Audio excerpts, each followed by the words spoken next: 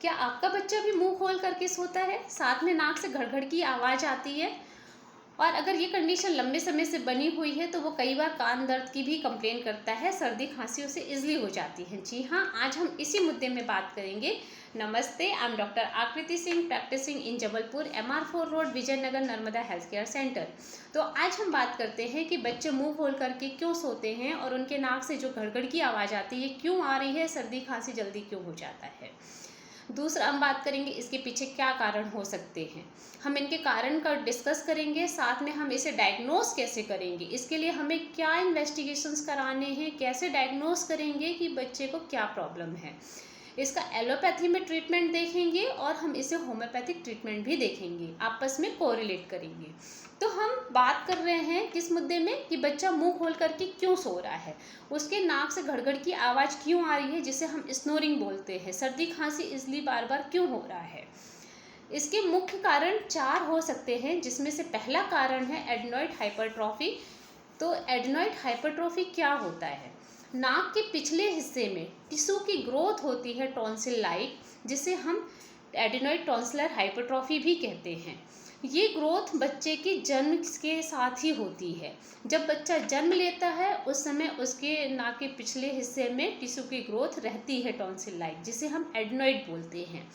इसका काम होता है बच्चे को 4 साल तक इम्यूनिटी प्रदान करना। 4 साल बाद ये जो एडेनॉइड है ये अपने आप श्रिंक हो जाएगा और डिसअपियर हो जाएगा। किन्हीं केसेस में या किन्हीं कारणवश अगर वो डिसरिंक नहीं हुआ है या डिसअपियर नहीं हुआ है तो उस कंडीशन को हम बोलेंगे एडेनॉइड हाइपरट्रॉफी।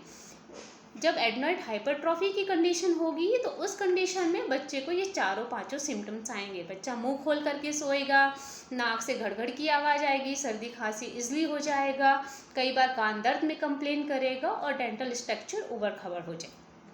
दूसरा कारण हो सकता है DNS यानी डिविएटेड नेजल सेप्टम। हमारे नाक का जो सेप्टम है वो डिविएटेड हो चुका है, उस कंडीशन में भी ये हमें देखने को मिलेगा। बच्चे जब जन्म लेते हैं कंजेनाइटली हम कई बार देखते हैं कि बच्चों की नाक तिरछी है या कटी हुई है, जिसे हम DNS बोलते हैं, डिविएटेड नेजल सेप्टम। ये भी कंजेनाइटल कंडीशन से ही होती है। तीसरा कारण हो सकता है नेजोफेरिंक्स ओपनिंग का श्रिंक हो जाना। नाक का जो पिछला हिस्सा है, नाक जाके जब वो फेरिंग्स में उसकी ओपनिंग होती है तो वो ओपनिंग जब कभी श्रिंक हो जाती है उसके कारण भी ये कंडीशन डेवलप होती है। चौथा कारण हो सकता है कि नाक में कोई फॉरेन पार्टिकल्स या कुछ भी नाक में फंस गया, ये बहुत रेयर होता है। अब इसमें से हम पहले मुद्दे की बात करेंगे, पहले कारण की, कि एडेनॉइड हाइपरट्रॉफी क्या है। जैसा कि मैंने बताया एडेनॉइड जो है तो बच्चे के जन्म से ही रहते हैं। इनका काम होता है बच्चे को 4 साल तक इम्यूनिटी प्रदान करना। अगर 4 साल बाद ये अपने आप श्रिंक होते हैं और डिसअपियर होते हैं, किन्हीं कारणवश अगर ये डिसअपियर नहीं हुए या श्रिंक नहीं हुए तो बच्चे में ये सिम्टम्स आएंगे। बच्चा मुंह खोल करके सोएगा, नाक से घड़घड़ की आवाज़ आएगी, सर्दी खांसी बार बार होगा। साथ में अगर ये कंडीशन काफ़ी समय से बनी हुई है और इसका कोई ट्रीटमेंट नहीं मिला है तो उस कंडीशन में बच्चे कान दर्द की भी कंप्लेन करेगा। नाक से जो कान की ट्यूब है, स्ट्यूशियन ट्यूब, इसमें कई बार पानी भर जाता है, ये ब्लॉक हो जाती है, जिसकी वजह से कान से पानी भी कई बार लीक होता है और डेंटल स्ट्रक्चर वो उबड़ खबड़ हो जाता है। ये भी क्रॉनिक कंडीशन में होता है। जब बच्चे को एडेनॉइड की समस्या है और उसका ट्रीटमेंट प्रॉपर नहीं मिलता है तो हम क्रॉनिक स्टेजेस में देखेंगे कि बच्चे का डेंटल स्ट्रक्चर उबड़ खबड़ हो जाएगा और हम उसे कितना भी खिलाएंगे बच्चा पतला दुबला ही रहेगा।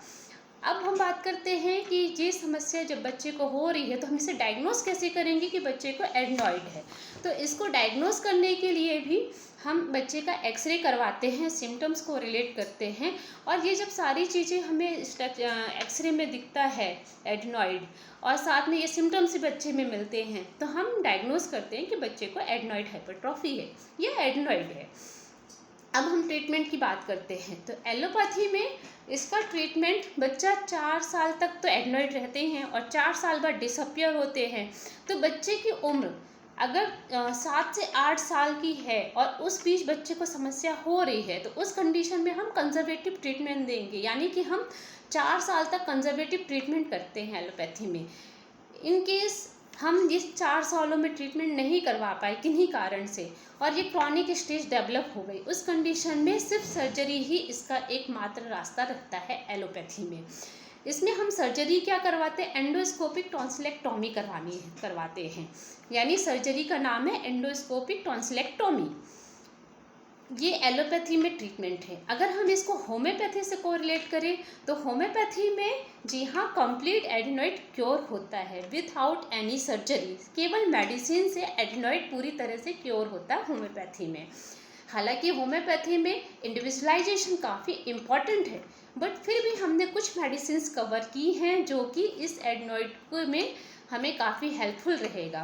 तो हम पहली मेडिसिन की बात करते हैं ब्राइटाकार्ब। ब्राइटाकार्ब एक ऐसी मेडिसिन है जिसमें बच्चे में हमें एडिनॉइड एनलार्जमेंट मिलेगा एक्सरे में, साथ में बच्चे में ये सारे सिम्टम्स रहेंगे, मुंह खोल करके सोएगा, स्नोरिंग होगा नाक में, और बच्चा स्लो रहेगा, वो कोई भी काम धीरे धीरे करेगा, स्लो रहेगा।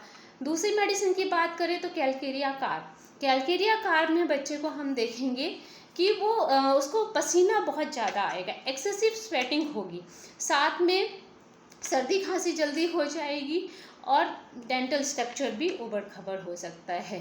तीसरी मेडिसिन की हम बात करेंगे तो एग्रेफिस न्यूटल्स। ये मेडिसिन उन केसेस में कवर होती है जो क्रॉनिक हो चुके हैं, यानी बच्चे को एडनॉइड की समस्या काफ़ी समय से है, लेकिन हम उस समय ट्रीटमेंट नहीं करवाए हैं। बच्चे को काफ़ी समय से मुंह खोल करके सो रहा है, नाक से घड़ घड़ की आवाज़ आ रही है, और उसे हेयरिंग प्रॉब्लम भी है, उसे सुनाई कम दे रहा है, कान दर्द की कंप्लेन करता है, कई बार कान से पानी भी आता है। इस कंडीशन में हमारी एग्रेफिस न्यूटल्स बहुत अच्छा काम करेगी। चौथी मेडिसिन की हम बात करेंगे तो कालीम्यूर। कालीम्यूर एक ऐसी मेडिसिन है जिसमें हमें एडनॉइड स्वेलन दिखेगा, और बच्चे को इसलिए सर्दी खांसी होगा, मुंह खोल करके सोएगा, नाक में भी वाइट डिस्चार्ज होगा, नाक से पानी निकलेगा जो वाइट रहेगा। दूसरी मेडिसिन की बात करेंगे हम तो ट्यूबरकुलिनम। ट्यूबरकुलिनम में हम देखेंगे कि बच्चा मुंह खोल करके तो सोएगा, नाक से तो घड़ की आवाज़ आएगी, लेकिन इसे सर्दी खांसी इजली होगा, और लंग्स इन्फेक्शन बहुत इजली कैच करेगा। Thank you. अगर आपको मेरा ये वीडियो पसंद आया तो आप प्लीज़ इसे सब्सक्राइब करिए, शेयर कीजिए। धन्यवाद।